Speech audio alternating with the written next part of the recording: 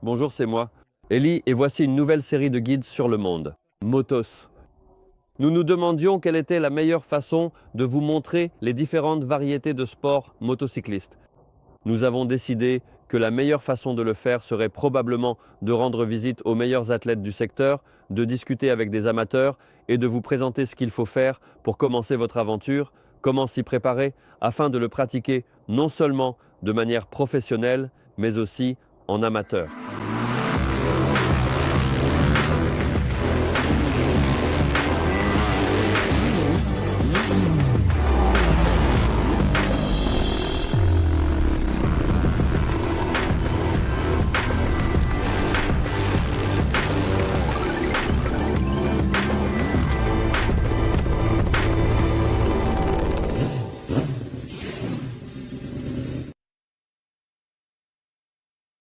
Nous commençons notre série de guides par le numéro 1 dans mon cœur.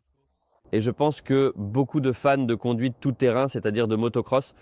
Qu'est-ce que le motocross? Le motocross, c'est une forme de course qui se déroule sur des circuits fermés, construits en sable, en argile, avec différents matériaux meubles, remplis de virages avec des bermes, des ornières, des parties plates et bien sûr des sauts, c'est-à-dire ce qu'il y a de plus amusant dans le motocross. Aux courses de motocross, il y a généralement 40 participants. Et au cours d'une même journée, 2 manches sont disputées, toutes deux comptant pour le même nombre de points. Et bien sûr, il n'y a qu'un seul vainqueur, celui qui a le plus de points. Les compétitions de motocross sont ouvertes aux participants de tous âges. À partir de 4 ans, officieusement. À partir de 6 ans, c'est officiel, car ce sont les exigences en matière de sport motocycliste.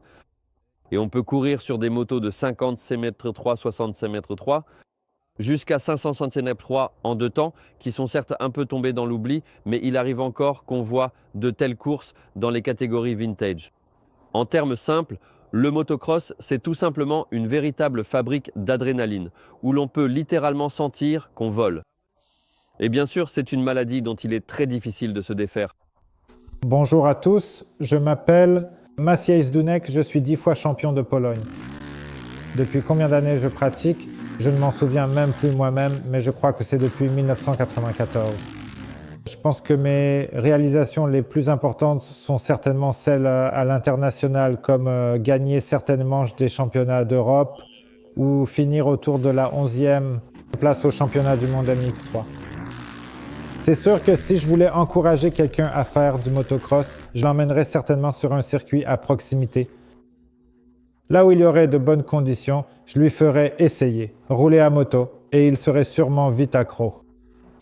Pour commencer son aventure en motocross en toute sécurité, il faut avant tout se rappeler de la tenue de base.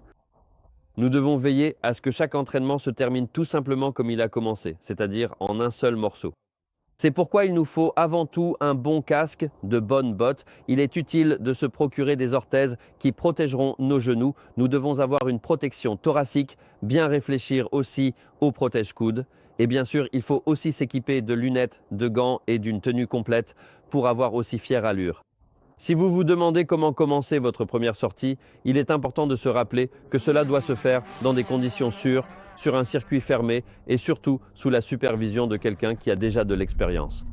Donc si vous n'avez pas d'amis qui puissent vous initier en toute sécurité, de préférence quelqu'un qui a déjà plusieurs années d'expérience en motocross, qui a participé à des compétitions et qui connaît bien les risques liés à cette pratique. Il vaut mieux cela que de le faire avec un copain qui vous fait simplement monter sur la moto en disant « voilà l'accélérateur, voilà l'embrayage ».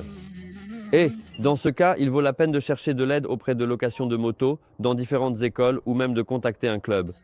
Là-bas, il y aura sûrement quelqu'un qui sera ravi de vous guider et de vous montrer comment faire les choses intelligemment. Comment vérifier si le coach chez qui nous voulons aller possède les qualifications appropriées? Avant tout, il faut vérifier s'il possède une licence qui confirme qu'il a suivi toutes les étapes nécessaires pour enseigner en toute sécurité et transmettre des connaissances correctes concernant la conduite et la sécurité à moto. Il vaut également la peine de vérifier quels sont les accomplissements dont le coach peut se vanter. S'il a lui-même connu un grand succès, il sait certainement quel chemin il faut parcourir, ce qu'il faut sacrifier et dans quelle direction aller. Il faut avancer pas à pas pour progresser petit à petit et commettre le moins d'erreurs possible. Nous ne faisons pas tout à fond. Nous ne faisons pas tous les entraînements à fond. nous nous entraînons énormément. La technique, la fluidité.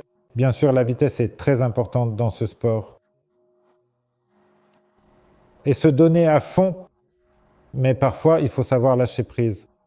C'est justement ce que j'expliquais tout le temps récemment à mon fils cadet, qu'il faut parfois savoir lâcher prise. Mais il ne m'a pas écouté, il s'est cassé la clavicule et il a passé tout l'hiver à se préparer. Et maintenant, il va y avoir 1 mois et demi. Donc au final, il va perdre à cause de tout ça. Il est difficile d'apprendre la technique tout seul, que ce soit sur YouTube ou sur d'autres plateformes. C'est vraiment très difficile. Il faut toujours que quelqu'un soit à côté, regarde et corrige tout le temps. C'est la première chose qu'il faut faire avec les entraîneurs de motocross. Il faut d'abord travailler une bonne technique, puis la vitesse. Il faut cependant se rappeler qu'un bon pilote ne sera pas toujours un bon entraîneur. Et parfois, il n'est pas nécessaire d'être un bon pilote pour être un bon entraîneur. Le plus important, c'est le souci du détail, une approche intelligente et transmettre le savoir de manière agréable pour que l'on prenne du plaisir. Je pense que le parent doit rester vigilant et simplement observer, corriger aussi ce que fait l'entraîneur.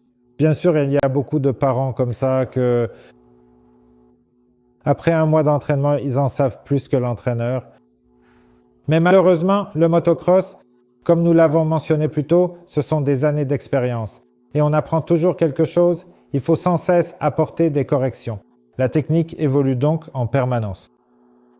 Et la technique, la préparation, les méthodes, tout cela évolue aussi. Il faut donc toujours apprendre et apporter des ajustements. Le motocross est la version la moins chère du sport motocycliste. Parce qu'on peut économiser sur les pneus, un peu sur les déplacements vers les circuits, car ils sont beaucoup moins chers que les circuits en asphalte, mais cela reste tout de même un sport assez coûteux. Pour commencer à le pratiquer en toute sécurité, il faut disposer d'un certain budget.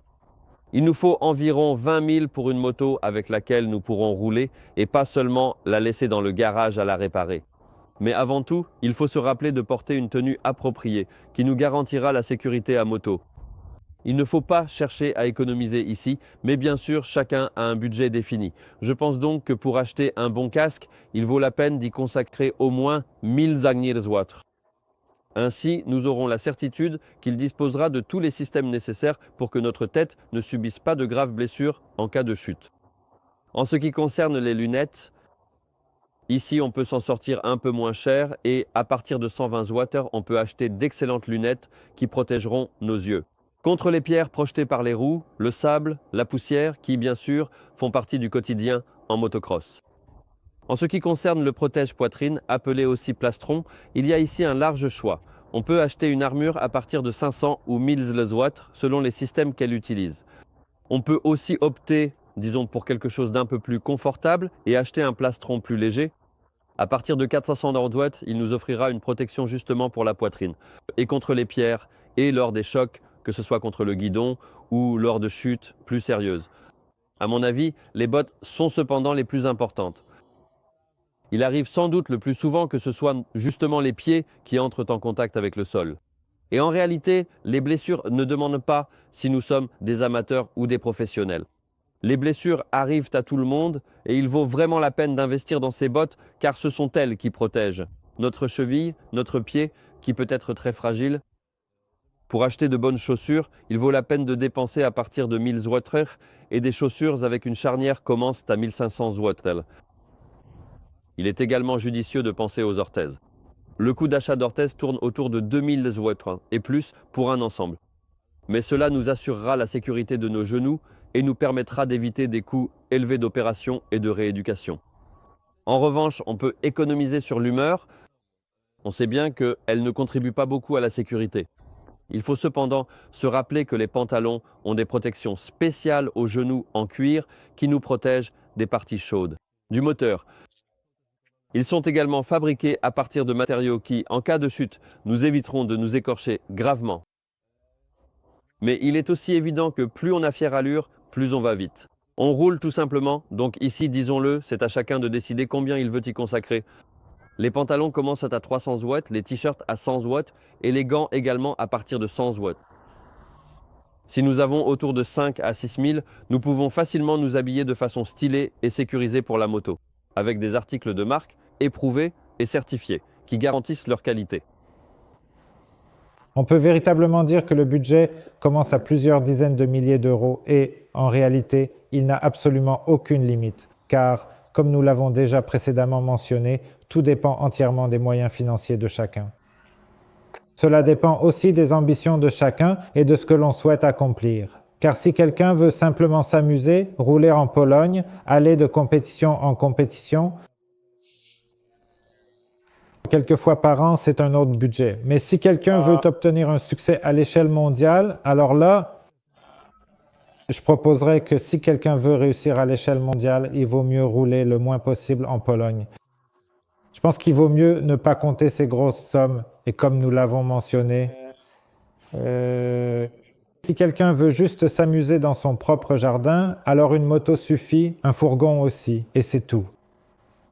Et il y a aussi le fait que parfois on surinvestit tout simplement. C'est aussi une autre question. Et tout simplement, eh bien, un bon entraîneur qui a des relations, qui sait comment ça marche, il sait avec quel budget il faut avancer. Tout simplement à l'échelle du pilote, si je puis dire.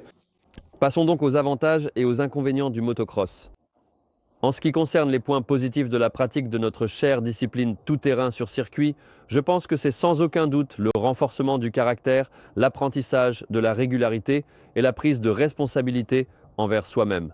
Et sa moto aussi, car il faut également la préparer pour être prêt à s'entraîner. Savoir établir des priorités, n'est-ce pas? Parce que maintenant, on ne va plus sortir faire la fête le soir, car le lendemain, on doit aller à l'entraînement. Le motocross constitue aussi une excellente base, en fait, selon moi, pour n'importe quel sport, que ce soit pour différentes variantes d'autres sports motocyclistes, car nous saurons déjà bien évaluer le niveau d'adhérence de nos pneus, ce qui nous sera très utile lors des courses sur asphalte. Nous aurons aussi beaucoup de courage, ce qui pourra nous servir en speedway. Nous saurons manier l'embrayage, sauter, ce qui sera une compétence très utile en enduro, que ce soit sur de petites ou de grosses motos, mais aussi dans tous les autres sports, qu'ils soient cyclistes ou, disons, d'endurance, car nous aurons une excellente base. Nous aurons vraiment un caractère à toute épreuve, et puis nous ne pleurerons pas comme les footballeurs. Le motocross constitue assurément une excellente base pour d'autres sports. Il exige une très grande condition physique et surtout de la concentration. Il enseigne la trajectoire de conduite, tout comme pour les voitures ou d'autres disciplines. C'est certain, nous, les motocrossmen, avons une excellente condition physique. Nous avons passé énormément d'heures sur cette moto. Beaucoup de pilotes les passent du motocross au speedway. Ils sont bons tout de suite, car les pilotes de speedway roulent plusieurs fois, cercle, et pourtant nous quittons cette formation après 1 heure ou 2, et ainsi de suite.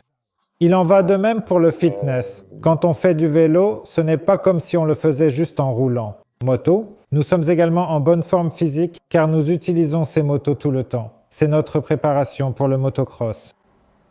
Quant aux inconvénients, je n'en ai personnellement trouvé aucun, mais il faut évidemment mentionner les blessures.